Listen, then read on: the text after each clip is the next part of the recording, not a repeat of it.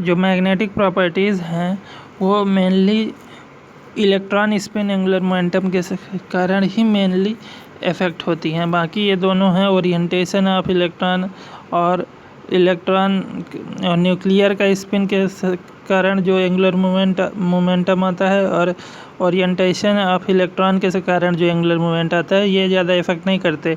पर electron spin के कारण जो एंगुलर मोमेंट आता है वो सबसे ज़्यादा इफ़ेक्ट करता है मैग्नेटिक प्रॉपर्टीज़ को।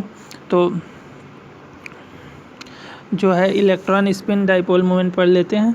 तो इलेक्ट्रॉन स्पिन डाइपोल मोमेंट क्या होता है कि electron having completely field orbit have zero resultant electron spin, मतलब जो भी एलिमेंट है उसमें अगर कम्प्लीटली फिल्ड है ऑर्बिट तो उसमें ज़ीरो, मतलब वो electron spin dipole moment show नहीं करेगा। लेकिन जो ग्रुप हैं जो ग्रुप के एलिमेंट जिसमें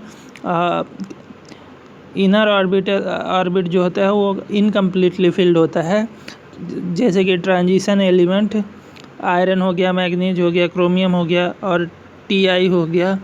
तो ये सब electron spin dipole moment show करते हैं। अब ये एक बार पढ़ ही लेते हैं जल्दी से। तो क्या है, electron having completely field orbit have zero resultant electron spin dipole moment. A group of elements having incompletely filled inner orbit are known as transition elements such as iron, manganese, chromium, etc. ठीक है, this element possess net electron spin dipole moment. If Z जो है, Z क्या है यहाँ पे, number of unpaired electron in 3D orbit of element. 3D orbit में अगर अनपेयर्ड इलेक्ट्रॉनों की संख्या को हम जेड मान लें, जेड, तो क्या होगा, electron spin dipole moment PM जो है वो जेड इंटू पीबी होगा। पीबी क्या है, पीबी यहाँ पे 1 बोहर मैग्नेट्रॉन की वैल्यू है, 1 बोहर मैग्नेट्रॉन।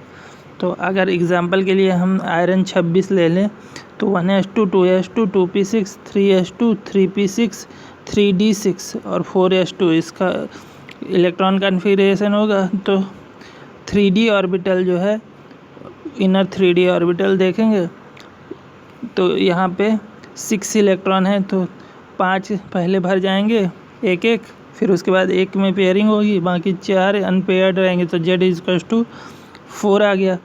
तो पीएम जो है वो, पीएम क्या है, electron spin dipole moment, PM बराबर 4 इंटू पीबी हो जाएगा। जेड की जगह 4 आ गया ना, 4 इंटू पीबी। अगर 24 ले लें आयरन 24, तो यहाँ पे 1s2 2s2 2p6 3s2 3p6, यहाँ तक तो ठीक है।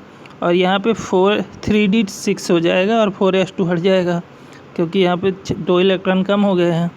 ठीक है, तो अब अभी भी जेड की वैल्यू 4 ही आ रही है, क्योंकि यहाँ पे 4s2 जो है हायर ऑर्बिट है और 3d6 से ही हम लेंगे जो एलिमेंट होंगे।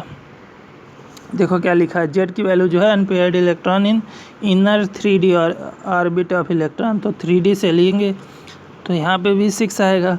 तो जेड के 6 होंगे तो जेड बराबर 4 आ जाएगा और पीएम जो है वो 4 आ जाएगा, 4 पीबी। ठीक है, समझ में आ रहा है ना। तो ये हो गया बोहर मैग्नेट्रॉन।